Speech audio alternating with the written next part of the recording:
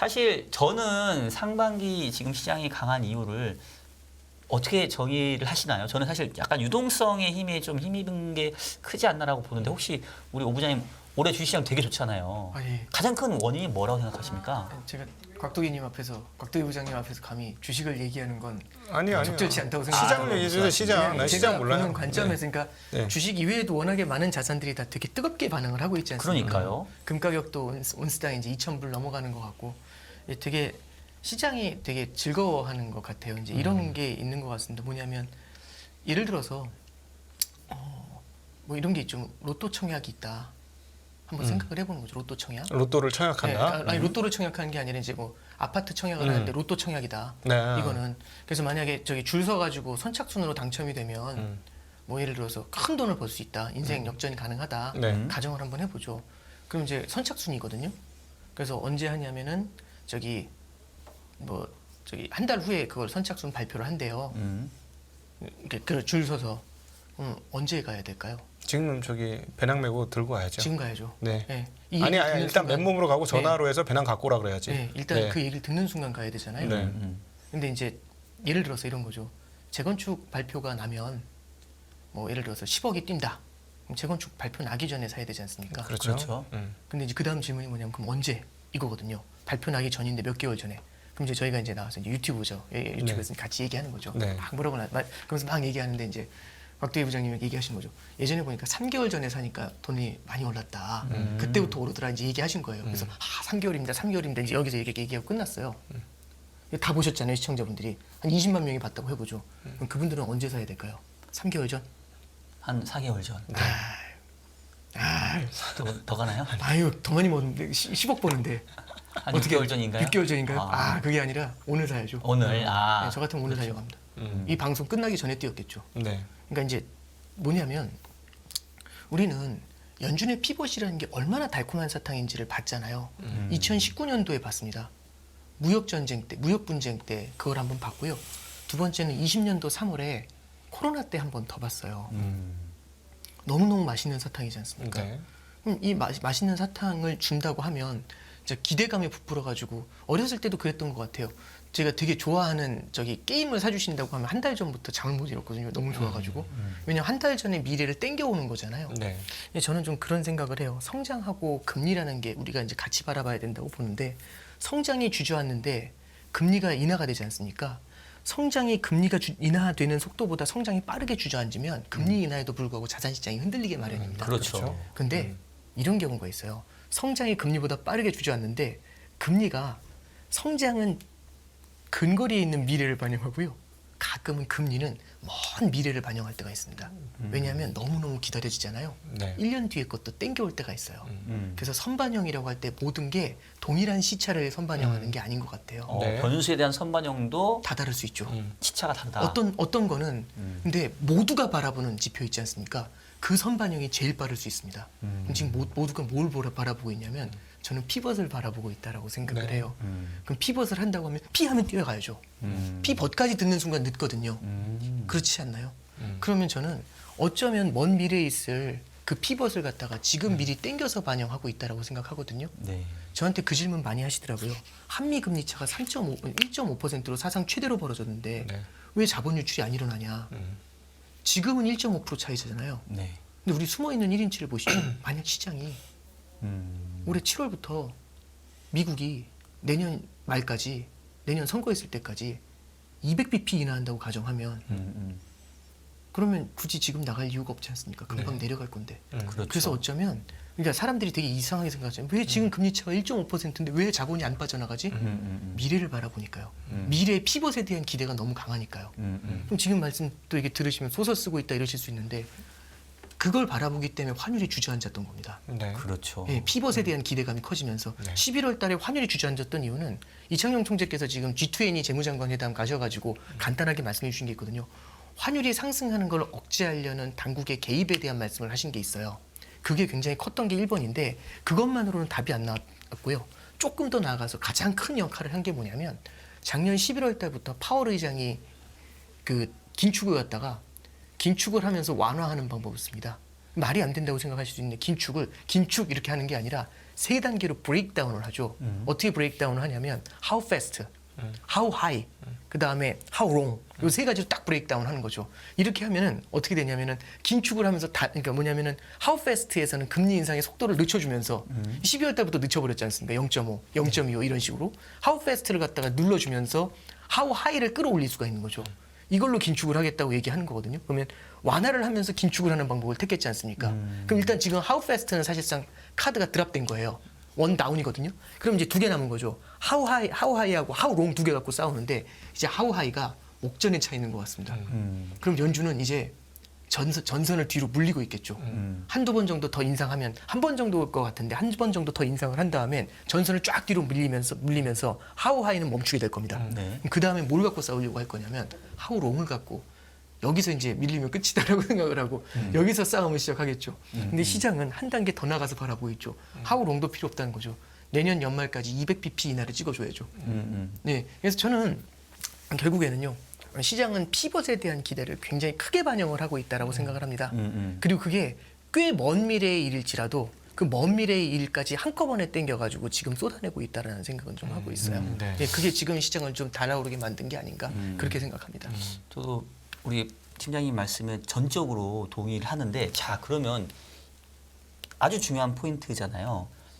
피벗에 대한 기대감을 지금 선반영했다는 네네. 건데 그러면 중요한 게 정말로 시장의 기대대로 피벗이 이루어지느냐 아니면 시장의 기대는 이미 피벗을 다 반영했는데 실제로 가보니까 시장의 기대가 너무 앞서 나간 것이었느냐 네, 이거에 따라서 향후 시장도 달라질 것 같잖아요. 네 그렇죠. 자 그러면 이 부분은 결국 이제 물가에 달려 있을 것 같은데 네, 네 그렇습니다. 최근에 이제 물가 지표가 상당히 빠르게 떨어지고 있잖아요. 네, 네, 근데 이제 약간 반대되는 그런 것도 있는 게 예를 들면 지난주 후반에 발표된 기대 인플레이션 네, 네, 그건 또 지금 다시 또 고개를 틀면서 반등을 했단 말이에요. 그다음에 코어 CPI 같은 경우는 그 기저효과를 탐에도 불구하고 오히려 조금 올라갔고 네. 지금 이 물가의 흐름을 어떻게 판단을 해야 될까요? 정말로 물가가 잡히고 있는 게 맞는 건지 아니면 숫자 노름 때문에 그냥 숫자만 좀 이슈 낮게 나오고 있는 건지 어떻게 네. 생각하실까요? 그러니까 솔직하게 저는 굉장히 좀 고민을 하는 부분인데, 그러니까 뭐 얼마든지 제가 되게 초보적인 생각을 하고 있어서 틀릴 수 있으니까요. 혹시 이제 코멘트가 있으시면 말씀을 좀 해주시면 좋을 것 같아요. 그러니까 세 가지 정도로 지난주에 이제 미시건 그거 이제 올라오는 거 기대 인플레이션 올라오는 거 보면서 이제 세 가지 생각을 했거든요. 세 가지 관점에서 좀 바라봐야겠다고 생각을 했는데 첫 번째 관점은 이 지표가 틀렸다. 왜냐하면 기대 인플레이션 그렇죠. 틀렸다? 네, 왜냐하면 이제 2주 후에는 이제 확정치가 나오게 되는데 거기선 또 말이 바뀔 수 있다. 이제 이런 생각을 하는 게 이제 첫 번째죠. 왜냐하면은 단기로 봤을 때 너무 크게 뛰었어요. 너무 크게 뛰었죠. 너무 크게 뛰었죠. 그래서 1%나 뛰었어요. 이거는 좀 오버 아닌가 그런 생각이 들 정도로 크게 뛰었거든요. 그래서 이제 첫 번째는 기대 인플레이션에 대해서 이제 그런 부분을 좀 관점을 갖고 이제 바라보는데 두 번째는 미시건대 기대 인플레이션을 바라볼 때 이제 사람들의 어떤 그 기대는요 소비에 대한 기대 같은 것들은 저는 이제 이런 데서 소화가 된다고 생각을 해요.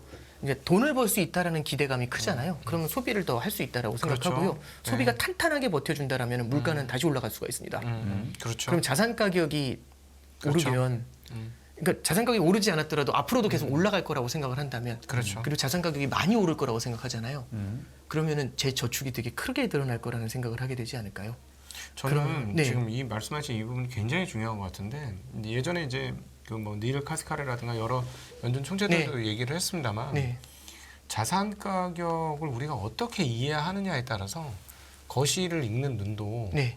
완전히 달라질 것 같아요. 네. 그러니까는 이 자산 가격의 앙등이 인플레이션과 모든 그 소비 심리를 펌프질한다 이래버리면은 지금 사실은 배경이 무효한 상황일 수도 있는 거잖아요. 인플레를 잡는 거에 있어서 아니, 인플레이션을 잡았다고 해도 인플레이션이 잡힌 것도 아니고 그렇죠. 뭐 이렇게 뭐 소위 말하는 안정 긴축 이게 다 말짱 꽝인 게 뭐 좀 떨어지는 것 같고 인플레이션 떨어지는 것 같은데 막 시장 빵빵 올라갔고 투자 심리 살고 소비 심리 빡빡 살아주면 그냥 계속 그거 아니냐 뭐 이럴 수도 있을 것 같아요. 그러니까 그거를 또 연준에서 되게 무서워하는 것 같기도 하고. 네네. 예. 그러니까 결국에는 그거죠. 그러니까 자산 가격이 다시 올라오게 되면서 소비가 다시 그러니까 그러니까. 왜냐하면 예를 들어 이런 겁니다. 지금 이제 작년에 저도 여기서 나와서도 이제 BOE 이제 마이클 하트넷의 이제 주장을 한번 말씀드렸는데 세 가지가 돈다라고 얘기를 해드렸잖아요. 첫 번째는 인플레이션 샥이 있습니다.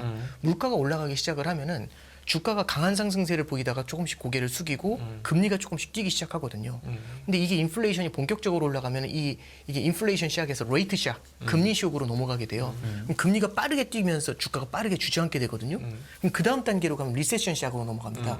리세션 샥으로 넘어가면은 사실상 경기 침체가 다가온다는 생각에 주식시장하고 금리가 같이 무너져 내려요. 그러면서 이제 와 이거는 거의 경기 침체다라고 생각을 하거든요. 이게 작년도 초, 그다음에 작년도 3, 4월, 그다음에 작년도 6월 달에 리세션에 대한 얘기가 나왔어요. 그래서 작년도 6월 달에 보면은 나스닥 지수가 1500까지 내려가거든요. 그게 첫 번째 바닥이었습니다. 근데 이제 1500까지 내려가면은 여기서 어떤 생각이 드냐면 경기 침체라고 하는데 갑자기 미소가 빙긋 나오는 거죠. 그러면 피벗? 그 생각이 들거든요. 그럼 어떻게 되냐면은 금리가 바닥에 붙어버렸지 않습니까? 그러면은 주가가 다시 팍 뛰기 시작을 해요. 왜냐면 우리는 피벗을 여태까지 너무 많이 봐왔거든요. 모든 것을 해결해 줄 수 있다는 생각이 드니까 경기 침체에서는요 돈을 벌 수 있는 게 많지가 않지 않습니까? 네. 근데 거기서 대박 내준다라면 저는 할 것 같습니다. 미래에 있는 것들을 땡겨서라도 그러지 않을까요? 그래서 저는 미래의 기대를 땡겨오는 것도요 성장에 대한 기대. 어쩌면 지금 성장 아무도 안 보거든요. 성장에 대한 기대보다는요 피벗에 대한 기대는 정말 빨리 땡길 수 있다고 생각해요. 네, 네. 그래서 이제 네. 그걸 땡기게 되면은 자산 가격이 뛰거든요. 그러면 떨어질 줄 알았던 인플레이션이 다시 올라옵니다. 그럼 인플레이션 시작이 다시 시작되죠. 그래서 작년도 7월달, 8월달에 다시 인플레이션이 올라온 거고, 그래서 8월 말에 파월에 나와가지고 잭슨홀에서 그 살벌한 연설을 한 거죠. Keep at it 이렇게 얘기하면서 그게 이제 그 또 다른 레이트 시작을 만들어서 흔들었죠. 네, 그래서 네, 11, 12월에 그때 가장 많이 작년 11, 12월에 또 나왔던 게 리세션 얘기 나왔지 않습니까? 리세션 얘기 나오니까 그 다음에 피벗 한 다음에 지금 1, 2월 그 뜨거운 장을 만든 거거든요. 네. 자 그러면 지금 1분기 내내 뜨거운 장을 만들면서 피벗이라는 게 사실상 성장은 크게 둔화시키지 않으면서 금리는 주저앉히게 만드는데 성장이 약간 둔화가 되니까 물가는 내려올 것이고 이 모든 것들은 골디락스라는 생각을 또 하게 되는 거잖아요. 그래서 지금 이제 피벗 이꼴은 이제 골디락스로 계속 그 알고리즘이 돌아가는 것 같은 느낌이에요. 그러면 이제 그 상황에서 제일 좋은 자산이 뭐냐면서 자산 가격이 뛰니까 사람들의 소비가 다시 늘게 되면서 인플레이션 시작으로 다시 한번 회전하는 느낌이 나는 거죠. 근데 이거 몇 바퀴 돌잖아요. 네. 그럼 사람들은 어떻게 되냐면 인플레이션 시작에서 레이트 시작으로 넘어갈 때 이미 그 다음 리세션 시작을 읽어요. 그 다음에 이 시차를 갖다가 쫙 줄여버리거든요. 그리고 리세션 시작이 나오자마자 그 다음부터 바로 자산 가격을 들어 올리면서 피벗을 읽어내면서 그러니까 이 쇄전이 맞아요. 처음에는 6개월 단위로 4개월 단위로 돌다가 나중에는 정말 빛의 속도로 돌거든요. 그래서 저는 이게 지금 거의 뭐 일주일에도 그래서 뭐냐면은 저 어떤 때는 주가가 올라가는데 금리가 내려가다가 어떤 때는 같이 올라가다가 어떤 때는 같이 내려가다가 이 국면이 지금 거의 뭐 되게 빠르게 바뀌고 있다라는 생각이 들거든요. 맞아요. 예, 그래서 저는 일단은 이제 말씀드리고 싶은 게 두 번째는 자산 가격하고 연동돼 있는 인플레이션의 기대 심리를 건드려 놓은 게 지금의 기대 인플레이션을 끌어올린 게 아니겠는가. 이제 이게 이제 두 번째 생각인 거고요. 세 번째는 좀 되게 발칙하고 저도 되게 이건 틀려야 된다라고 생각합니다만 네. 세 번째는 어쩌면 이게 사람들의 마음속에 이제 기대 인플레이션이 고질병이 돼버린 게 아닌가라는 두려움을 좀 갖게 됩니다. 이건 사실 이렇게 생각하면 안 되거든요. 그러니까 안 된다기보다도 제일 두려운 케이스거든요. 그러니까 이제 고질병이라는 건 이런 겁니다. 홍길동이라는 친구가 있는데 2년 동안 기침을 해요. 폐병하니까요. 근데 이제 그 친구한테 얘기하는 거죠. 빨리 병원 가봐. 그래서 병원 가서 이제 약을 먹으니까 좀 나아지는데 나아지니까 병원 가기 귀찮아서 안 가요. 그럼 어떤 일이 벌어질까요? 다시 기침을 하거든요. 그렇게 벌써 2년 오는 겁니다.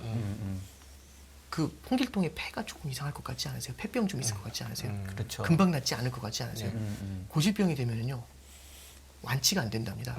완치가 안 되고 언제든지 재발할 수 있거든요. 그러면 증세가 나아지는 건 되지만 조금만 또 무리하면 바로 또 기침이 시작되는 거예요. 네. 그럼 인플레이션을 기침이라고 생각해 보는 거죠. 그럼 우리가 인플레이션이라는 기침을 얼마 동안 알아왔는가를 한번 생각해 보는 겁니다. 언제부터 인플레이션이 시작이 됐냐면 2% 물가 목표를 넘은 건 21년 3월입니다. 네. 벌써 2년이 넘은 거죠. 그럼 2년 1개월째 기침하는 거거든요. 고질병이니까. 그러니까 여기에 대해서 파월 회장도 그렇고 대부분 다 아직은 아니다라고 얘기는 많이 해요. 근데 한 가지 확실한 거는 시간이 지나가면 지나갈수록 고질병이 될 확률이 높아지는 건 맞잖아요. 그렇죠. 그래서 저는 이제 미시간대 지표가 올라오는 걸 보면서 설마 그건 아니겠지라는 생각은 좀 했던 것 같아요. 그러니까 이 말씀을 드리는 건 그래서 고질병이 됐다라고 말씀드리고 싶은 게 아니라 고질병이 될 가능성이 높아진다는 걸 조금 더 경계해서 바라보자 이런 말씀드립니다. 고질병이 되면 어떤 문제가 생기냐면 저한테 다 물어보세요. 언제 2%로 내려가는데 내려가겠죠. 그래서 뭐 연준에서는 뭐 24년에 내려간다 이런 얘기 하잖아요. 네. 내려갔습니다. 고질병은요 또 튀어 올라옵니다. 네, 그렇죠. 우리는 2%로 내려가면 끝난다고 생각하잖아요. 40년간 다시는 안 올라올 거라고 생각하잖아요. 다시 재발할 수 있겠죠. 무슨 말씀이냐면 두 분이 의사시고 제가 환자예요. 제가 진짜 불닭볶음면만 먹는 거죠 맨날. 너무 좋아하는 거예요. 달고 짜고 맵고. 그것만 맨날 먹어요. 하루에 3그릇씩 먹어요. 근데 이제 젊었을 때는 버티지만 이게 나이가 들수록 이게 못 받으니까 속이 뒤집어져가지고 입원을 한 거죠. 두 분이 의사세요.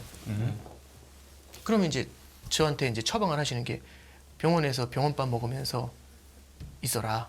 그랬더니 이제 한 달 동안 병원에서 입원해가지고 하얀 쌀죽만 먹으니까 위가 나아졌겠죠. 속이 나아지니까 너무너무 스트레스를 받는 거예요. 먹고 싶은데. 그래서 두 분이 너무 미운 거죠. 그래서 에브리데이 막 클레임을 하고 막 소리를 지르고 난리를 부리는 겁니다. 왜 안 내보내주냐고 막 눈이 이글이글 부릿하는 거죠. 근데 제 눈빛을 보면서 어떤 생각이 드실까요? 얘 태어나면 바로 뭐 할 것 같으세요? 불닭볶음면을 바로 먹겠죠. 그럴 것 같지 않으세요? 그렇죠. 그럼 어떻게 될 것 같으세요? 또 속이 버려지겠지. 그럼 또 올 것 쫑지랑 같지 않으세요? 오겠죠. 예. 그래서- 단골 손님 되겠죠. 예, 단골 손님 병원에. 되겠죠. 그래서 저기 이제 말씀드리고 싶은 건 고질병이 된다는 건요. 언제든지 조금만 무리하면 재발한다는 얘기입니다. 그렇죠. 그러면 인플레이션을 2로 내려놔도 또 튈 수 있고요. 찍어 누르면 또 튈 수 있고 이게 70년대 스탑앤고예요. 그렇죠. 그래서 10년의 인플레이션을 만들었던 거거든요. 그래서 저는 3번의 케이스를 딱 바라보면서 이게 그래서 이제 물론 이번 달 말에 나오는 확정치도 한번 봐야겠지만 그렇게 가지는 않아야 되는 거 아닌가라는 생각은 좀 해봐요. 그리고 이제 아까 CPI 말씀을 해주셨는데 저는 CPI 중에서도 사실 파월도 확실하게 그 얘기는 했어요. 상품 물가는 내려오고 있다. 디스인플레이션이나 그렇죠. 다름없다. 그거는 저도 확정이나 다름없다라고 생각을 합니다. 근데 다만 그 상품 물가도 이미 오를 만큼 많이 올라 있어요.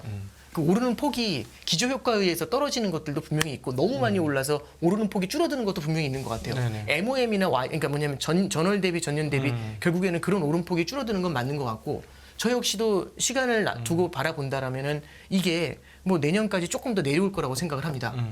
그리고 이제 요번에는 고무적인 건 렌트비가 꺾였잖아요. 그렇죠. 근데 이제 세 번째는 이제 슈퍼코어라는 한 그 부분들이 있잖아요.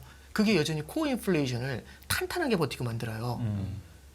그러면 이게 근원 같은 경우는 PC는 되게 올라왔지 않습니까? 그러니까 저는 5.6%. 조금 어떻게 보면은 작년도 6월 달부터 해서 바라보면은 CPI는 9.1이었는데 그때 PC는 6%대밖에 안 됐거든요. 네. 6%대 중후반밖에. PC는 사실 그렇게 많이 내려오진 않았거든요. 그래서 네. CPI로 내려오는 속도를 측정하면 되게 빨리 내려오는 것 같지만 PC로 내려오는 속도를 측정하면 와 이거는 이런 생각이 좀 많이 들어요. 네. 그래서 연준에서도 사실 연준도 당연히 낙관적으로 바라보려고 할 거지 않습니까? 물가가 내려온다고. 그래서 조금 더 길게 바라보는 관점들을 좀 갖고 있는 것 같더라고요. 그래서 이제 결론적으로 말씀드리면 뭐 그러니까 분명히 CPI가 꺾여 내려온다는 것에 대해서는 저는 고무적이다라는 생각은 분명히 듭니다. 근데 이제 두 번째는 PC 쪽에 불안감이 남아 있는 거랑 그다음에 이제 아까 전에 말씀드렸던 것처럼 미시간대 기대 인플레이션이라는 걸 바라보면 이게 인플레이션을 선행할 수 있다라고 생각을 하게 되는데 미시간대 기대 인플레이션을 바라보게 되면은 물론 뭐 모두가 이제 바라보는 것처럼 이게 자산 가격과 연동돼 있어서 그래 이렇게 생각하는 게 전체적인 중론인 것 같아요. 네. 근데 이제 저는 조금 더 좀 과한 걱정으로 바라보게 되면 오버해서 바라보면 이게 고질병에 대한 우려 이런 걸 우리가 한번 같이 고민해 보면서 지나가야 되지 않겠나. 네, 그래서 이제 자신 없지만 이제 그 말씀 좀 이렇게 넌지 좀 드렸던 겁니다. 저는 사실 세 가지 해석 중에 마지막 세 번째에 대해서 상당히 저는 우려하는 사람 네. 중에 한 명인데 네, 뭐 저희 시청자분들 기억나실지 모르겠습니다만 저희가 연초에 각도기님하고 저희 뷰는 상고하몰로 저희는 나름 합의를 봤어요. 네. 상반기는 일단은 좋다 고다. 근데 하반기는 잘 모르겠다.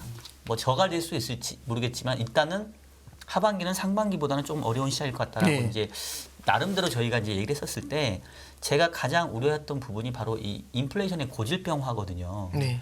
왜냐하면 상반기는 기저효과 때문이라도 물가가 상당히 빠르게 하락할 만한 여건인데 왜냐하면 작년 6월이 9.1이었잖아요. 그렇죠. 예. 그냥 상식적으로 뭐 별거 안 해도 올해 6월까지는 물가가 떨어지는 게 너무 자연스럽겠죠.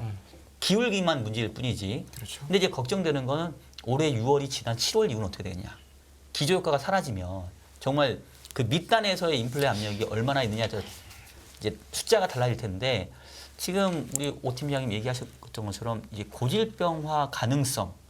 근데 저는 기대 인플레이션도 그렇고 최근에 고용 시장도 그렇고 결국은 뭔가 고질병화될 소지가 상당히 좀 농후한 거 아니냐. 근데 의외로 이제 이런 얘기들을 잘 안 하시려고 하니까 저는 오히려 좀 이런 얘기들 저희가 좀 더 해야 되지 않나라는 생각이 좀 들거든요. 저는 이제 왜 이제 좀 조심스럽게 말씀드렸냐면 결국엔 채권을 바라보는 사람들은 물가에 대해서 굉장히 좀 약간은 과도하게 해석하는 경향들이 있을 수 있어요. 그리고 이제 저는 박 부장님이나 저나 아무래도 채권을 바라보는 입장에서는 금리를 바라보는 입장에서는 네. 당연히 조금 더 우려해서 바라볼 수 있다라는 생각은 분명히 갖고 있거든요. 저는 이제 그 생각은 들어요. 그러니까 저한테도 그 질문을 많이 하시더라고요. 아니 2% 내려오면 되지 뭐가 문제야. 언제 내려오든 오래 걸리면 고질병이 돼요. 빨리 치료해줘야지 오래 걸리면 고질병이 돼요. 그래서 연준에서도 제일 걱정하는 게 뭐냐면 스탑앤고 하지 말라고. 네.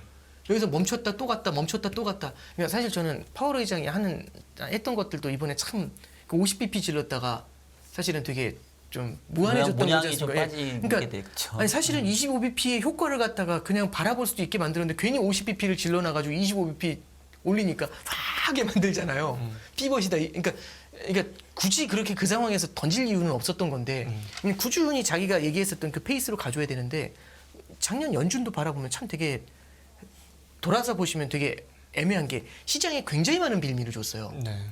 작년도 저기 6월 달에 어떤 얘기를 작년도 3월 달에 처음에 금리 인상을 조금 빨리 했었어야 되는데 러시아 우크라이나 때문에 0.5로 안 못했죠. 올리고 0.25로 올리겠다고 얘기한 거죠.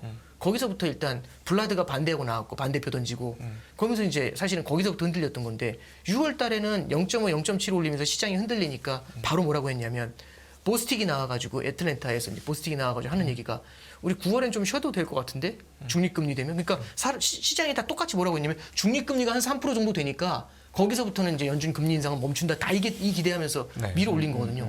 그래서 이거 잡아내리려고 또 끌어올려 8월 달에 잭슨홀 하면서 3개월 밀어 올린 거거든요. 네. 그 금리 밀어 올리면서 잠재워놨는데 11월 달에 또 파월이 나와가지고 세 단계로 분리해가지고 이거 이거 뭐라고 하죠 이거 이거 해가지고 또 이거 해가지고 또 한번 뜨겁게 또 만들어줬지 않습니까? 네네. 그러니까 저는 치료를 하려면 제대로 치료해가지고 빨리 끝내는 게 조금 더 좋았을 텐데 네. 너무 이제 그러니까 뭐냐면 이쪽으로 낄까 말까 이런 거거든요. 근데 저도 그래서 한 번은 좀 운전하다 보면 그런 케이스가 있어요. 저 이제 인터체인지 빠져야 되는데 갑자기 차 하나가 이 차선 앞에 두 차선의 가운데를 막고 있어요. 네. 거기서 그러면서 우측 깜빡이를 넣으면서 이 인터체인지 들어온다고 해요. 그래서 들어와 그러는데 가만히 있어요. 뒤에 차부터 다 난리가 났는데 왜냐면 얘 이제 저기 어떻게 해야 될지 막 버벅거리는 거죠. 여기로 빠질까 갈까. 그러다가 한참 버벅거리다가 그냥 가버리더라고요. 네. 만약 그 차를 다음에 만나면 우회전 깜빡이 켜잖아요. 어떻게 할까요? 아 몰랐는데 빨리 그냥 가가지고 안 믿으려고 할 거지 않습니까? 파월이 주는 그러니까 지금 연준에서 주는 시그널이 굉장히 좀 저는 이번만큼 나이스하지는 않다라는 생각은 좀 하게 됩니다. 네.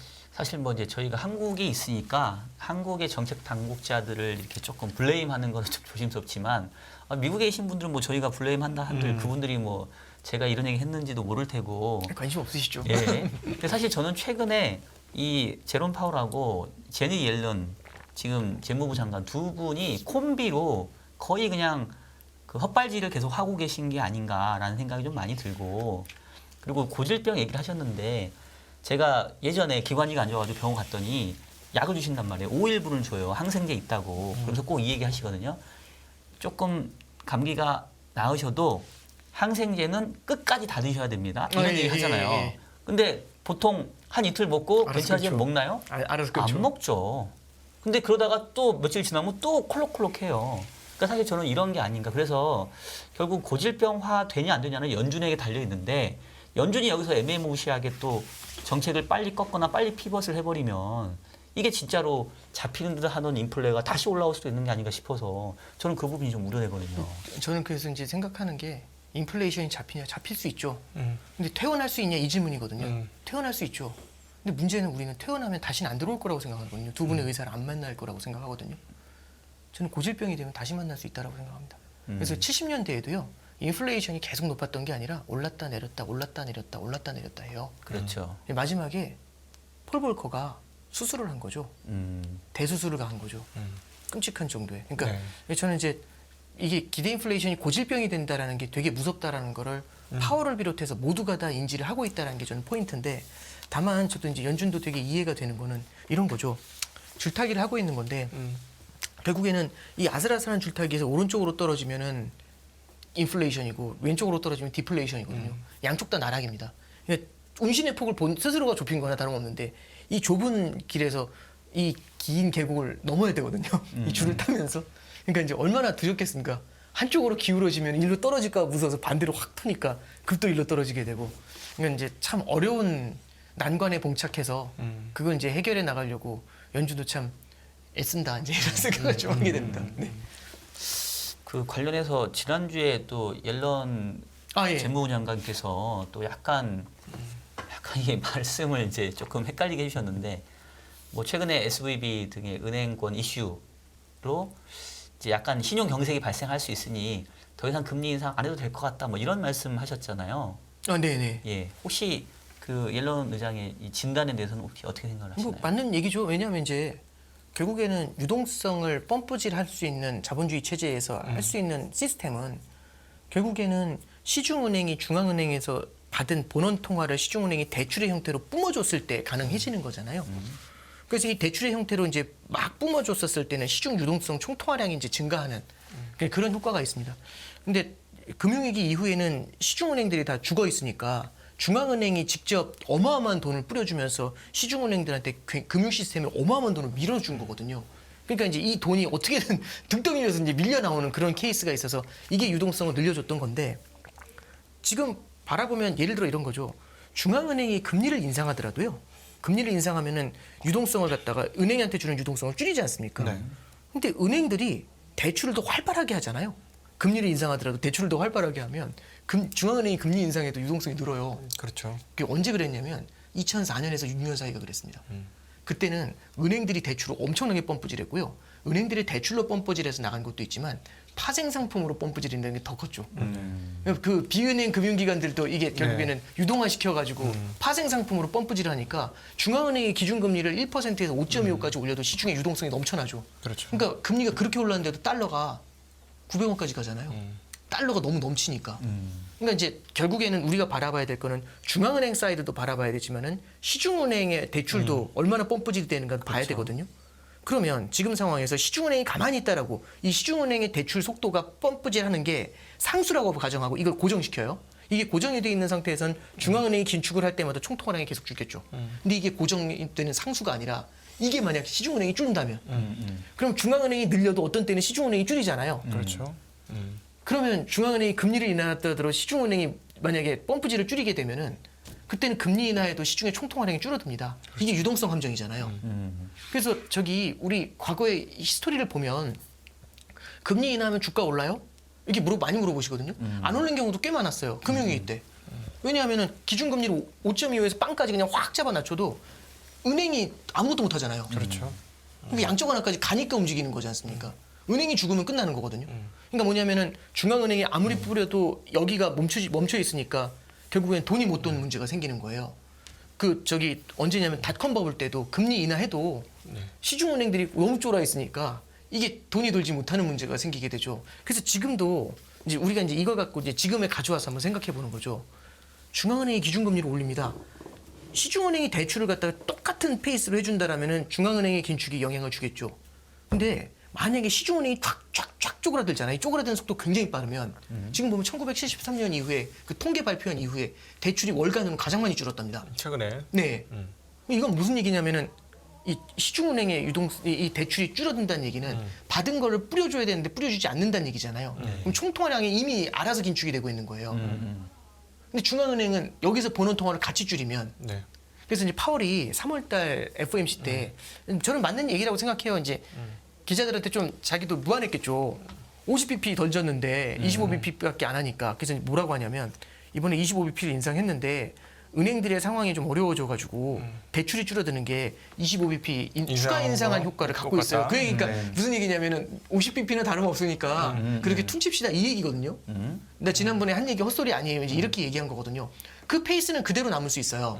만약에 중소형 은행들의 대출이 계속해서 위축이 돼 버리잖아요. 네. 계속해서 위축이 돼서 들어가면은 그때는 뭐냐면은 중앙은행에서 굳이 기준금리를 그 인상하는 긴축을 가하지 않더라도 네. 알아서 얘가 쪼그라들게 만들 수 있어 총통화량을. 근데 다만 한 가지가 있습니다. 뭐냐면 사람들이 가끔 되게 보고 싶은 걸 볼 때가 있어요. 그렇죠. 어떤 때는 굉장히 그것만 쳐다보다 또 어떤 때는 완전히 무시하는 경우도 있거든요. 예를 들어 보면 코로나 확진자 수 혹시 오늘 몇 명인지 아세요? 뭐 기사에 뭐 늘었다고 뜬 것 같은데 그냥 별 관심이 없이 그냥 저도 지나치게 되더라고요. 모르는데 여쭤본 거거든요. 네. 모르는데 지금 질른 거거든요. 네.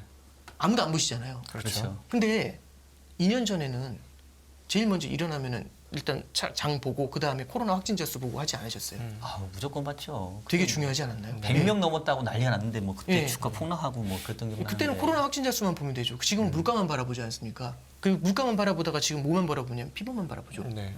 그럼 피벗은 시중은행이 하는 피벗이 아니라 중앙은행의 피벗이죠. 모두가 기대하는 건 뭐냐면 중앙은행이 시중은행의 유동성이 줄어드는 것 이상으로 피벗을 강하게 해줄 거라는 기대가 큰 겁니다. 그렇죠. 코로나를 뒤집어 엎을 정도의 돈을 뿌려줬잖아요. 그렇죠. 무역 전쟁을 무력화시킬 정도의 돈을 줬잖아요. 네. 그런 걸 모두가 기대하고 있는 거죠.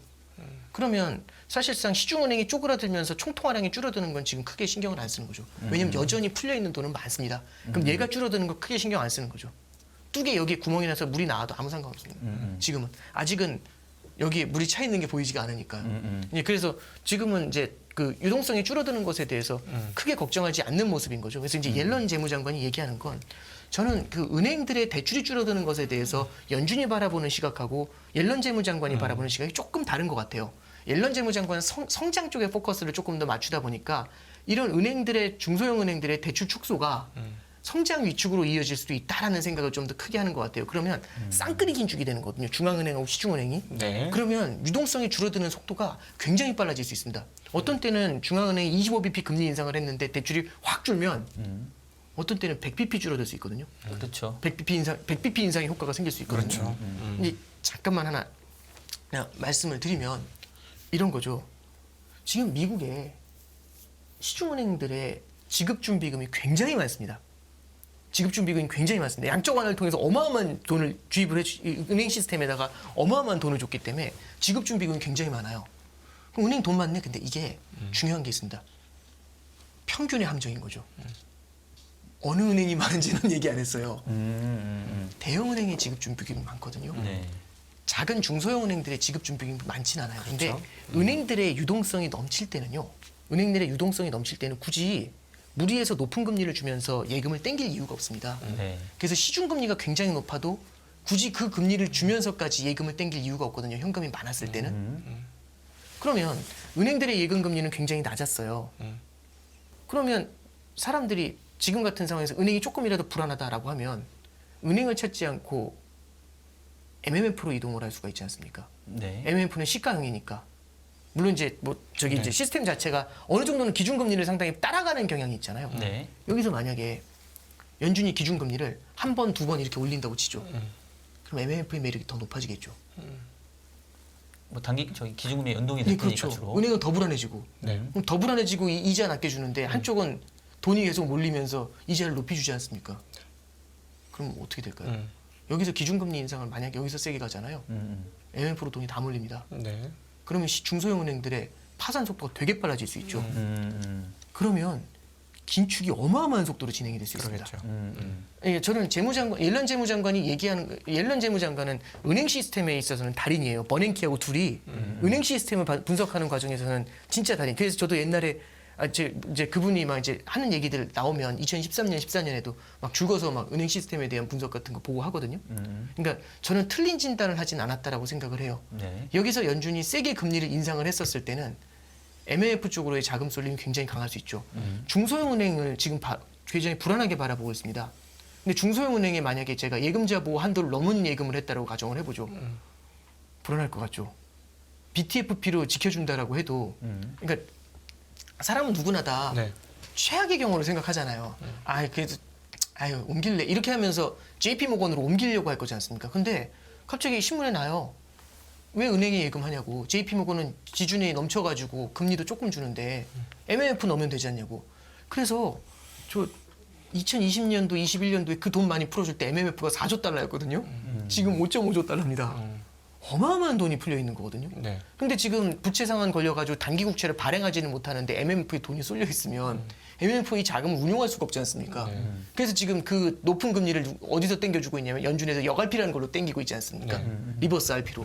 그러니까 지금 돈이 여갈피라는 것으로 계속 가서 잠기고 있는 거거든요, 구조가. 그렇죠. 예. 그럼 이제 이 과정에서 이제 사실 생각해 보면은 중소형 은행의 경우에는 둘이랑 싸워야 됩니다. 대형 은행이랑 싸워야 되고 MMF랑 싸워야 됩니다. 안정성이 흔들리면 대형 은행으로 가려고 할 거고 금리가 인상이 되면은 MMF로 빠지겠죠. 네. 근데 금리를 인상해서 안정성이 흔들리면 쫙 이런 느낌이 날 수가 있잖아요. 옐런 재무장관 굉장히 조심스럽겠죠. 네. 그래서 옐런 재무장관 입장에서는 중소형 은행들이 더 흔들린다면 네. 더 흔들린다면 그때는 금리 인상을 사실상 대체하는 효과가 있다. 이제 이렇게 얘기를 한 거죠. 그래서 어디까지나 가정법을 두고서 얘기한 거예요. 예. 근데 연준 인사들이 얘기하는 건 지금 뭐 블라드 같은 경우 딱 얘기하는 거죠. 대출이 급격하게 위축되고 있다는 증거는 없다. 이렇게 이제 얘기하는 거거든요. 평균. 예, 그렇죠. 예, 보면은 사실 뭐 큰 문제는 없는 것 같다. 이제 이런 얘기를 하고 있는 겁니다.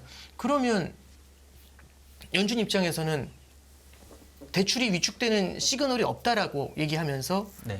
중소형 은행들에서도 뭐 크게 금융 시스템에 문제가 생기는 은행 위기의 가능성은 높아 보이지 않는다.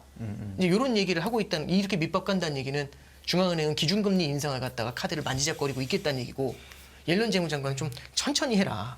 이제 너무 좀 부담스럽다. 이제 이렇게 얘기하고 있는 거고.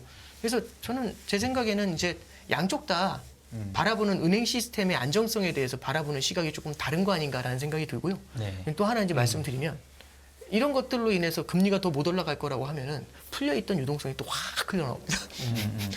그래서 금융 환경이 또 완화가 되거든요.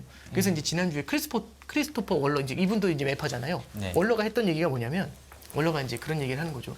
지금 오히려 이제 금융 환경이 굉장히 완화적으로 되는 역설적으로 금융 환경이 굉장히 완화적으로 돈이 넘쳐나니까 그렇죠. 이런 것들을 바라봤었을 때는 아직은 가야 될 길이 좀 멀지 않았나 그렇게 생각한다 이 코멘트를 던져요. 네, 그래서 저는 이제 그래서 이게 뭐 옐런이 하지 마 이게 아니라 은행 시스템을 좀 더 봐봐 이렇게 얘기하는 관점에서 좀 해석을 해야 되지 않나 그렇게 생각합니다. 네.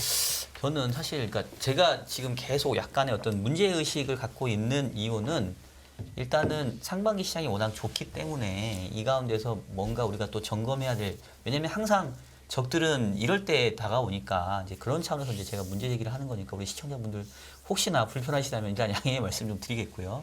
근데 제가 이제 걱정하는 건 이런 겁니다. 과거에 보면은 아까 얘기했던 것처럼 피봇이 주는 달콤함 그리고 모든 문제를 해결해 주는 부분이 있었죠. 근데 그때를 기억해 보면 대부분 그때는 물가가 안정되는 시기.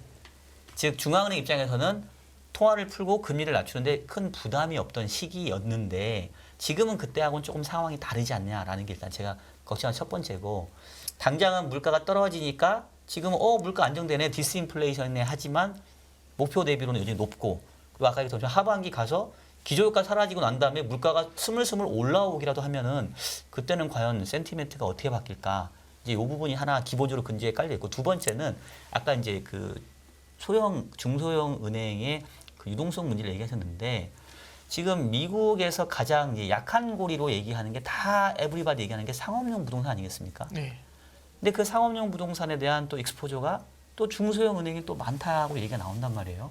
그럼 만약에 이게 대형 은행에 대한 익스포저라고 한다면 어차피 자금이 다 그쪽으로 몰릴 거니까 별 문제가 없을 텐데 네네. 하필이면 유동성이 취약한 중소형 은행들이고 하필이면 취약한 상업은행의 상업용 부동산이 맞물리게 되고 이런 상황에서 옛날처럼 연준이 빠르게 금리를 못 낮춰주는 고물가 상황이 이게 맞물리게 되면 지금은 아무 문제 없어 보이지만 어느 시점에선가 상당히 이 금융 안정이 다시 좀 불안해지는 네. 그런 위험이 좀 생길 가능성 없을까요? 근데 이제 뭐 당연히 있겠죠. 근데 이제 저는 이제 그렇게 생각을 하는 거죠. 저는 중소형 은행들이 저는 지난달에 나왔을 때도 똑같은 말씀 드렸던 것 같아요. 중소형 은행들의 파산이 계속해서 이어지게 될 거라고 생각을 합니다. 그거는 피할 방법은 없는 것 같아요. 그럼 어떡하냐? 그럼 SVB 같은 사태가 계속 일어나는 거 아니냐? 근데 이제 저는 그렇게 생각을 해요. 연준이나 이제 미국 행정부나 모든 은행을 구하려고 하는 게 아니고요. 네. 모든 은행이 파산하지 않도록 만들어 주려는 게 아니고 중소형 은행들이 일부 파산하더라도 시장에 충격을 안 주도록 만들려고 할 것 같습니다. 그러니까 이제 예를 들어 이런 거 있잖아요. 지금 우리 코로나 확진자 수 늘었다고 해서 걱정 안 하시잖아요. 옛날에 그렇게 걱정하지 않으셨나요? 네. 왜냐면 걱정 안 하는 이유가 파산하더라도 뭐 기억하시겠지만은 2008년도, 2009년도에는 금융위기 때는 어떤 은행이 파산하는지를 갖고 그렇게 전전긍긍했어요. 네. 그 뉴스에 집중했는데 2009년도, 10년도 뉴스 때는 사실 저도 안 봤거든요. 그때 어떤 일이 벌어지냐면 9년도, 10년도에는 08년도에 살아남았던 중소형 은행들 있죠. 네. 9년도, 10년도에 집중적으로 파산합니다. 진짜 많이 파산했거든요. 예, 거의 사흘이 멀다 하고 하나씩 파산했습니다. 그러니까 미국의 지역은행들이 굉장히 많았어요. 네. 지방은행들이. 근데 사실 아무도 신경 안 썼거든요. 혹시 이제 저기 기억하실지 모르는데 MBIA라고 암박 파이낸셜이랑 혹시 기억나시나요? MBIA 그 모노라인 업체라고 해서 보증 기업이거든요. 네. 트리플 A 등급 받았던 회사들이에요. 보증 업체들. 걔네들 2009년, 10년에 파산하는데 아무도 신경 안 썼거든요. 이게 뭐냐면 요즘 우리 뭐 북한에서 미사일 쏜다고 해도 외환시장도 조용하지 않습니까? 그러면 이제 만약에 한 번, 두 번 무너지더라도 이게 뭐 대형은행을 흔들면서 뭐 금융위기에 대한 리스크가 없다라고 한다면 한두 개 무너지더라도 크게 문제를 삼지는 않게 되겠죠. 오히려 겁을 크게 내지 않는다라면 그래서 네. 연준이 바라보는 효과는 이런 걸 바라보려고 하지 않겠는가. 그러니까 이제 우리가 뱅크런이 일어나면은 다들 그 얘기를 하지 않습니까? 그 돈을 다 줘야 돼? 이건데 사실 돈이 필요해서 찾는 게 아니라 돈을 떼일까 봐 찾는 거거든요. 그렇죠. 돈은 필요 없지만 마스크를 사려고 했던 이유는 집에 마스크가 있어도 앞으로 공급이 안 될 것 같아서 사는 거거든요. 근데 떼이지 않을 겁니다라는 걸 확실히 보여주면 돼요. 이 케이스가 특별한 거지. 그 믿음이 생기면은 사실은 줄 서서 예금 안 찾거든요. 그렇죠. 네. 그러니까 이제 사실상 연준에서는 뱅크론으로 대규모 뱅크론으로 이어지는 거를 차단하려고 하지 중소형 은행들을 모두 다 살릴 생각은 하진 않을 겁니다. 만약에 중소형 은행들을 모두 다 살릴 생각을 하면 거대한 피벗을 해야 될 수 있고요. 그렇죠. 그럼 모두를 살리려다 보면 아무도 살릴 수가 없어지는 문제가 생길 수 있죠. 그럼에도 불구하고 이제 지금 최근에 이제 미국의 은행권의 대출금이 떨어지는 거는 네. 금융 안정보다도 경기 활성화력을 떨어뜨리는 쪽으로 네. 갈 가능성은 상당히 크잖아요. 상당히 큽니다. 예. 그래서 만약에 여기서 계속해서 멈추지 않고 은행 대출이 준다면은 미국 경기 전체에 대해서 좀 의구심을 갖거나 의심을 가져도 되지 않을까 싶은데 어떻게 보십니까? 그냥 저는 그러니까 요번에 이제 되게 좀 발칙한 고민이긴 한데 또 아마 들으시면 보시는 분들 다 또 제 왜 저런지 이 생각을 하실 텐데요. 이제 이번에 좀 차트를 보면서 여러 가지 생각을 좀 한 게 있어요. 뭐냐면은 SVB를 잠깐 생각을 해보면 SVB가 이제 예금을 받았지 않습니까? 왜냐면 IT 벤처가 고객인데 IT 벤처들이 너무 잘 나갈 때 예금을 진짜 많이 받았거든요. 네. 그렇게 많이 받은 예금을 갖고 대출을 해줘야 되는데 대출을 해줄 데가 없었어요. 그렇죠. 그래서 장기국채와 같은 자산을 사버렸거든요. 그러다가 금리가 뛰어가지고 맞은 거지 않습니까? 네. 그래서 이제 다들 얘기하는 게 아니 얘는 좀 특수한 케이스다. 예금을 받으면 보통 대출을 해줘야 되는데 쓸데없는 짓을 해가지고 장기국채를 사들여서 그렇다. 이렇게 돼가지고 제가 차트 하나만 좀 보여드릴게요. 이게 실리콘밸리 은행의 예금 및 대출 운용에 관련된 기사를 이제 파이낸셜 타임즈에서 낸 건 이제 KBS에서 이제 같이 낸 건데요. 잠깐 보시면 파란색 선이 예금이거든요. 네. 초록색 선이 대출입니다. 네. 정말 갭이 크네요. 그 갭이 큰데 그 갭을 증권을 사가지고 메운 거죠. 예금을 받아서 대출을 해준 게 아니라 대출은 500억, 600억이나 700억밖에 못했고 나머지는 증권 투자를 해준 거거든요. 네. 이렇게 나왔지 않습니까? 그러면 빨간색 선을 지우고 바라보면 예금은 많은데 대출이 적은 거지 않습니까? 네. 이제 이 생각이 들어요. 이게 문제였구만. 그래서 이게 참 특수한 케이스네라고 보실 수 있거든요. 다음 차트를 한번 보시면 프레드에서 가져온 겁니다. 이 차트를 한번 보시죠. 이 차트는 파란색 선은요. Loans and Leases in Bank Credit All Commercial Banks라고 나와요. 미국 모든 상업은행들의 대출입니다. 빨간색 선은요. Deposits All Commercial Banks라고 나와요. 네. 미국 모든 상업은행들의 예금입니다. 네. 좀 이상하지 않으세요? 얘기가 너무 많은 거죠. 그러니까 뭐냐면 돈이 너무 많이 풀려가지고 뭐 그렇죠. 예금은 할 사람 많은데 대출은 받을 사람 없었던 거죠. 지금 이제 이게 2000년도부터 그린 거거든요. 네. 2000년도부터 그리니까 이제 보면은 중간에 대분기가 벌어지지 않습니까? 까만색 선 거의 비슷하게 가다가 한번 쫙 펼쳐지는 느낌이 나죠. 2008년이죠 이게. 그렇죠. 네. 근데 이게 양적 완화가 시작되면서 이 문제가 생긴 그렇죠. 건데요. 잠깐만 볼게요. 장기 차트로 보겠습니다. 1970년도부터 그린 겁니다. 1970년도부터 보면은 빨간색 선하고 파란색하고 괴리가 없죠. 그렇죠. 원래 저게 정상. 저게 정상이죠. 거죠. 근데 갑자기 대분기가 나면서 네. 아까 전에 그 2008년부터 양쪽으로 쫙 갈라서는 모습이 나타나지 않습니까? 그럼 다시 이제 돌아와서 보는 겁니다. 다시 돌아와서 이제 이 차트를 보면 이제 어떤 생각을 하게 되냐면 이게 양적 완화의 부작용이라는 생각을 좀 하게 돼요. 그럼요. 네. 양적 완화의 부작용은 결국엔 이거거든요. 양적 완화라는 거는 결국에는 은행이 갖고 있는 장기 국채를 사주는 거잖아요. 네. 그러니까 이제 뭐냐면은 요즘 뭐 그 얘기를 해요. 뭐냐면 뭐 저기 긴급 대출이나 재할인 대출 해주니까 이게 양적 완화 아니냐. 그러니까 양적 완화는 이런 거잖아요. 그러니까 제가 집이 있는데 이 집이 안 팔려서 너무 힘든 거죠. 그 집을 사주는 게 양적 완화고요. 네. 이 집을 담보로 해서 급전 대출 한 달짜리 해주는 게 재할인 대출 이런 거거든요. 음. 똑같지 않죠. 똑같지 않죠. 물론 그 은행은 돈을 저한테 준 건 있지만 똑같진 않지 않습니까? 근데 이제 양적 완화를 해주게 되면은 제가 갖고 있던 비유동성 자산이 현금화가 돼요. 그러면서 은행들이 장기 국채를 굉장히 많이 갖고 있는데 이 장기 국채가 크게 이제 다 현금으로 다 바뀌지 않습니까? 현금으로 바뀌는 순간 국채 주고 뭘 살 수는 없지만 현금으로 바뀌는 순간 모든 것을 살 수 있습니다. 에브리띵을.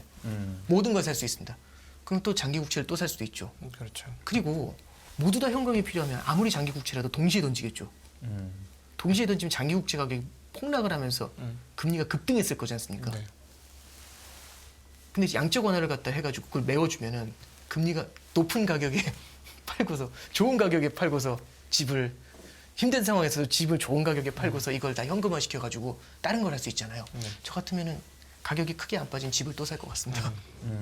이 양적 완화라는 건 그래서 은행 시스템에 굉장히 많은 돈을 넣어주고 그 은행이 다른 걸 사들이거든요. 네. 그럼 다른 걸 사들이는 과정에서 그 돈이 밖으로 흘러나가죠. 은행 밖으로. 은행 밖으로 흘러나가면 누군가의 대출은요, 누군가의 예금입니다. 그 돈이 다시 은행에 예금으로 들어올 거지 않습니까? 그러면 이 예금이 굉장히 빠르게 늘어나요. 그래서 빨간색 선이 수직으로 쫙 이게 되게 빠르게 늘어나는 모습이 보이고 코로나 이후에는 예금이 수직으로 올라가죠. 엄청난 돈이 풀린 겁니다. 근데 그럼 이 예금 받은 걸로 대출을 해줘야 되는데 실물 경제가 안 좋아요. 대출을 안 받습니다. 네. 대출을 안 받잖아요. 그러니까 대출은 기업들이 설비 투자를 해줘야 되거든요.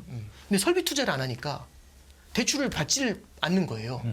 그러니까 고용의 창출이 안 되는 거죠. 설비 투자를 안 하니까. 그래서 금융위기 이후에 제일 많이 유행했던 단어가 잡리스 리커버리라는 말이 있었어요. 네. 고용이 안 늘어요. 뭔가 경기는 회복되는 것 같은데. 그래서 이거 해결하려고 하면 양적 완화의 정의는 뭐냐면 은행 시스템에 돈을 넣어주잖아요. 그러면 장기 국채를 갖다가 금리를 갖다 찍어 눌러버려요. 그러면 장기 국채를 10년짜리 국채를 사도 금리가 너무 낮거든요. 그럼 어떻게 해야 되냐면 더 멀리 가야 됩니다. 더 멀리 20년, 30년까지. 거기까지 가가지고 조금이라도 일드 헌팅을 해야 되는 거거든요. 그리고 또 하나는 더 위험한 걸 때려잡아야 됩니다. 그래서 더 멀리, 더 위험하게. 이게 양적 완화의 포인트거든요. 네. 그러면 대출은 받는 사람이 없으니까 더 멀리 있는 자산, 더 위험한 자산을 사들이게 되죠. 그럼 대출은 늘지 않는데 예금과 대출의 갭이 계속해서 벌어지게 되는 겁니다. 그렇죠. 예, 그래서 이제 그 갭이 벌어진 거고 요걸 갖다가 이제 끝자락에서 잠깐만 좀 보시면 요 끝자락을 잠깐 보시죠. 여기 보시면 양적 긴축 이후에 예금이 줄기 시작을 해요. 작년에. 네. 양적 긴축 이후 22년도부터 예금이 줄기 시작을 하잖아요. 근데 금융시장이 막히게 되니까 자본시장이 막혔잖아요. 채권시장에서 채권 발행이 안 돼요. 주식시장에서 IPO도 잘 안 되고 유상증자도 안 되고 자사주 매입 이런 것도 쉽지가 않아요. 그럼 자금 조달이 쉽지가 않지 않습니까? 그러면 은행들이 그 기업들이 찾지 않던 은행을 찾습니다. 그래서 대출을 받기 시작하죠. 그래서 작년에 대출의 증가 속도가 굉장히 빨랐습니다. 작년에 긴축을 했는데 대출이 빠르게 늘었어요. 경기는 똑같아. 그러면 긴축을 했어도. 그 총통화량이 어떻게 됐는지까지는 저도 잘 모르겠습니다만 은행들의 대출이 사실은 기여한 바가 분명히 있을 거거든요. 네, 그렇죠. 조금만 좀 확대해서 보시죠. 2020년 이후로 보면은 대출이 늘지 않고 있다가 2021년도 11월 달부터 2021년도 11월 달부터 대출이 완만하게 늘어나는 거 보이세요? 네. 직접 금융시장에서 자본 조달이 쉽지 않았을 때는 네. 간접 금융시장 은행에서 대출로 조달하는 겁니다. 예, 이게 상당히 많은 컴pen세이션을 해줬을 거라고 생각해요. 근데 이게 흔들리는 거거든요. 아주 지금 중요한 것을 얘기해주고 계시다고 생각합니다. 아주 네네. 중요하고 미국 시장이 실물과의 괴리도 다 저기에서 해석할 수 있을 것 같고 네. 최근에 뭐 런던대 교수였던 장하준 교수가 지금 한국에 와 있잖아요. 네.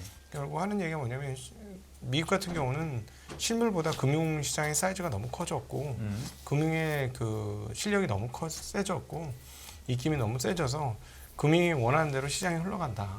그러면서 실제로 실물에 들어가야 될 돈보다는 실물이 주식시장을 떠받들기 위해서 오히려 뭐 약간 뭐 제 표현으로 따지자면 약간 수탈을 당한다. 아, 예, 예. 자사주 매입이나 이런 것들을 통해서 뭐 설비 증설보다는 주가 그 유지에 더 많은 애를 써서 실물 경기가 더 나빠지고 있다. 뭐 이런 네. 톤의 이야기를 좀 하셨어요. 네. 네. 네, 지금 요 모양 대출 및 예금 추이가 그 지금의 이런 어떤 금융 중심의 흐름들을 조금 더 잘 설명해주고 있는 거 아닌가 하는 생각이 듭니다. 저는 이제 앞서 다시 보셨던 것처럼 이 차트하고 네. 이 차트에서 빨간색 선을 지우면 예를 들어 이걸 본 거죠. 이제 이 괴물이 있는 겁니다. 와, 이거 이런 괴물이 다 있었어? 이랬는데 잠깐 이제 곽도희 부장님 부르는 거죠. 그냥 와봐. 왜요? 그러니까 저기 봐봐 해서 저쪽 너머를 보니까 괴물이 이렇게 많은 거죠. 다 그러고 있는 거지. 그냥 너무 많은 거잖아요. 네. 그럼 이걸 바라보는 순간 무언가 치료를 한다는 생각보다는 어떤 생각이든 덮어라. 이거 해결 안 될 거잖아요. 해결하기가 너무 어려워 보이지 않습니까? 그럼 어떻게 해야 되냐면 만약에 금리가 너무 많이 뛰거나 금융시장이 너무 많이 흔들리잖아요. 그럼 대출로 안 가 있는 자산이 흔들리는 거거든요. 네. 그럼 예금이 부실이 생길 거지 않습니까? 그러지 않을까요? 네. 그러면 금융시장이 흔들리는 게 연준이 너무너무 두려울 수도 있다라고 생각을 해요. 네. 그러면 지금의 연준을 압박할 수 있지 않을까요? 그럼 연준이 스탑앤고를 할 수도 있지 않을까요? 그러니까 이제 제가 이제 왜 이런 말씀드리냐면, 그러니까 옛날에는 자기 이제 그런 것 같아요. 그러니까 그때 왜 저런 어리석은 선택을 했었을까? 70년대에는 왜 그런 어리석은 선택을 했었을까? 정보가 없어서 공부가 좀 덜해서. 근데 그때 그분들 썼던 논문 보면 전 지금 봐도 무슨 소리인지 하나도 못 알아듣거든요. 네. 근데 이제 이 말씀 드린 이유가 그분들도 그때 당시에는 최선의 선택이라고 해서 굉장히 많은 고민 중에서 그렇죠. 예, A와 B 중에서 디시전 메이킹을 한 거죠. 네. 근데 그게 별로 안 좋게 풀려나갔던 거 아닐까요? 그러니까 굉장히 모순되는 상황을 계속해서 만났을 것 같아요. 그러면 지금은 인플레이션이라는 게 다가와 있는 상태에서 예대가 이렇게 벌어져 있습니다. 그러면 연준 입장에서도 오락가락할 수밖에 없었던 이유가 조금은 좀 이해가 될 것 같아요. 그럼 또 오락가락하게 되면은 인플레이션을 제압하는 속도가 느려질 수가 있거든요. 그렇죠. 그 인플레이션을 제압하는 속도가 느려지게 된다면, 인플레이션을 제압하는 속도가 느려지게 된다면 이게 고질병이 될 가능성을 만들어낼 수가 있죠. 그래서 저는 이 차트를 보면서 이제 서머스랑 파월이랑 이제 그런 얘기를 했었어요. 이게 연착륙이 가능할 것이다. 운이 좋다면 이 얘기를 했거든요. 그럼 예를 들어서 국제 유가가 주저앉아 준다거나, 그렇죠. 에너지 가격이 좀 내려와 준다거나 아니면은 급속도의 생산성 개선이 나타난다거나 이제 이런 희망들이 있어가지고 인플레이션을 만약에 안정시켜 준다면 그때는 좀 다른 플레이를 이제 그러면 이제 이 문제가 굳이 이거를 갖다가 어떻게 막 해결하려고 하지 않아도 결국에는 원활하게 인플레이션만 없다면 이 플레이는 계속해서 가능해지는 거지 않습니까? 예, 그래서 이제 그걸 좀 기대하고 있었던 거 아니겠는가? 예, 요즘 좀 그런 생각을 합니다. 근데 저기서 또 저 그림에서 보시면 저 파란색 선이 밑으로 꺾이면 침체가 오는 거잖아요. 또 그렇죠? 네. 지금 보시면 저 중간에 대출인가요? 2008년도하고 네. 그 전에 있었던 불경기 때를 보면 다 꺾이잖아요. 꺾일 때니까, 네, 이게 여기서 또 꺾이면 불경기고 네. 그렇다고 저 빨간색 선을 저렇게 증가시킨 다음에 유지하면 경제가 빠르게 성장해서 저거를 치고 올라오지 못하는 한 네네. 뭐 버블 가능성은 항상 있는 거고 그동안에 버블이 없었으니까 2008년 네네. 이후 10년 동안 버블이 없었으니까 너무 편하게 생각했던 부분도 있었던 것 같아요. 네. 네. 자 죄송합니다만 일단 저희가 시간이 예, 이제 얼마 없는 쓸데없는 관계로 얘기를 지금 오래 했습니다. 이제 예, 조금 죄송합니다. 이제 네. 마무리를 조금 해야 될 것 같아요. 정리를 일단 사실은 이제 너무 좋은 말씀 많이 해주셨고 우리가 이제 짚어봐야 될 어떤 불확실성 요인 짚어봤는데 우리 또 팀장님께서 하시는 역할이 또 WM 그룹에서 예. 이렇게 또 우리 PB 분들 상대로 또 교육도 하시고 또 이런 뭐 아이디어도 내시고 또 결국은 고객분들에게 어떤 투자를 하는 게 좋을지 또 이렇게 권하시는 역할도 좀 하실 텐데 뭐, 예. 그럼 이제 너무 오늘 이런 내용들을 다 이렇게 이제 깔때기로 쫙 했었을 때 그럼 우리 투자자들에게 어떤 조언을 지금 해주실 수 있을까요? 지금 상황에서는. 그러니까 저는요 그냥 네. 그 생각을 하는 겁니다. 옐런 같은 사람들도 저보다 훨씬 더 정보도 많을 거고 저보다 훨씬 더 공부를 많이 하고 경험도 많은 분도 그냥 되게 여러 가지 가능성을 열어놓고 접근하는 거잖아요. 연준에 있는 그 선수들도 마찬가지고 저는 이제 그런 생각을 좀 해요. 뭐냐면은 개인이 매크로의 미래를 찍고서 달려가는 거는 사실상 이제는 무리수라고는 굉장히 다양한 그 가능성들이 열려 있는 거거든요. 네.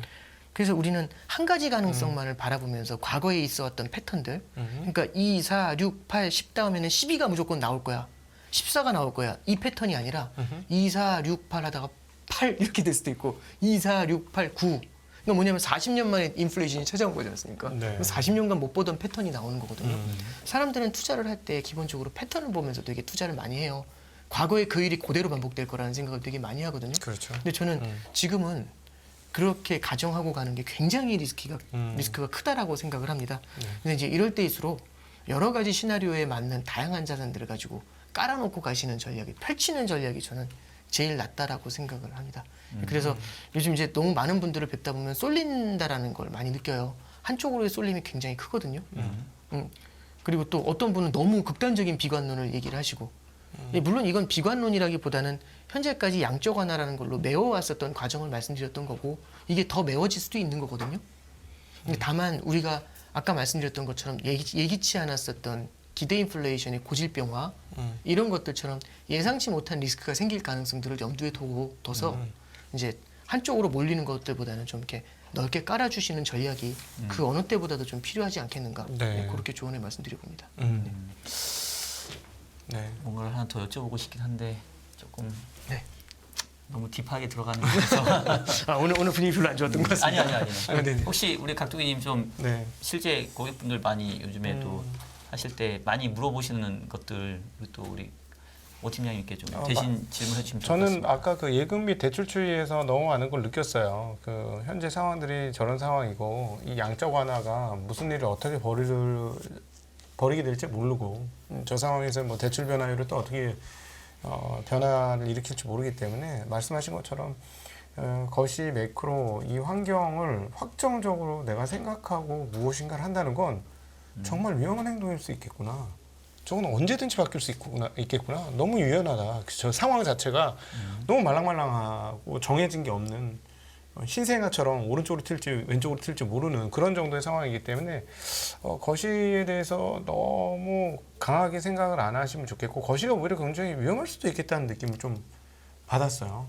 지금 그래서 오히려 조금 그 바텀업으로 하시는 게 더 단단한 투자가 아닐까 하는 생각 많이 듭니다. 저는 이제 이 차트를 보면서 이제 말씀드리고 네. 싶었던 게 만약에 그 연준에서 이 차트를 모를 리가 없을 거지 않습니까? 그렇죠. 그럼 SVB를 보면서 왜 그렇게 빠르게 대응을 했었는지가 이해가 되고요.